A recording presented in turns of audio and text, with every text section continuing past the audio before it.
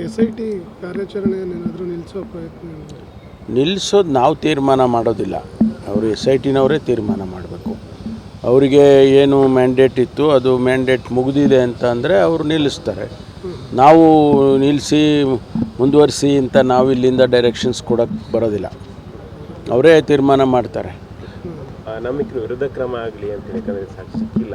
ಈಗ ಅನಾಮಿಕ ವಿರುದ್ಧ ಕ್ರಮ ಆಗಲಿ, ಅದು ಹಿಂದೆ ಷಡ್ಯಂತ್ರ ವಿರುದ್ಧ ಕ್ರಮ ಆಗಲಿ ಅಂತೇಳಿ ಆಗ್ರಹಿಸ್ತಾ ಇದೆ ಸರ್. ಇಲ್ಲ, ಅದನ್ನು ಅವರೇ ಡಿಸೈಡ್ ಮಾಡ್ತಾರೆ. ಯಾಕೆಂದರೆ ಅವರು ಕಾನೂನು ಚೌಕಟ್ಟಿನಲ್ಲಿ ಕೆಲಸ ಮಾಡಬೇಕು. ಈಗ ಅವರು ಯಾರಾದರೂ ಸಾಕ್ಷಿ ಹೇಳುವಂಥವ್ರು ಅಥವಾ ಈ ರೀತಿ ಅಪಾದನೆಗಳನ್ನು ಮಾಡೋವಂಥವ್ರು ಅದನ್ನು ಪ್ರೂವ್ ಮಾಡೋಕ್ಕಾಗದೇ ಇದ್ದರೆ ಈಗ ಹೊಸದಾಗಿ BNSSನಲ್ಲಿ ಪ್ರೊವಿಷನ್ ಮಾಡಿದ್ದಾರೆ, ಅಂಥವ್ರ ಮೇಲೆ ಕ್ರಮ ತಗೋಬೇಕು ಅಂತ. ಅದೆಲ್ಲ ಅವರೇ ತೀರ್ಮಾನ ಮಾಡಬೇಕು. SITನವರೇ ಮಾಡ್ತಾರೆ. ಇಲ್ಲ ಇದರ ಅಗತ್ಯತೆ ಅವರು ಡಿಸೈಡ್ ಮಾಡ್ಕೊಳ್ತಾರೆ.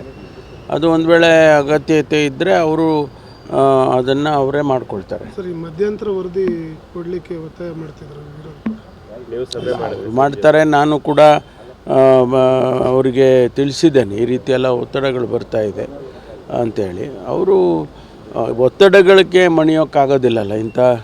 ಇಂಥ ಕೇಸಸ್ಸಲ್ಲಿ ಯಾರು ಒತ್ತಡಕ್ಕೆ ಮಣಿದ್ರೆ ಅದು ಕೇಸ್ ಸರಿ ಹೋಗೋದೇ ಇಲ್ಲ.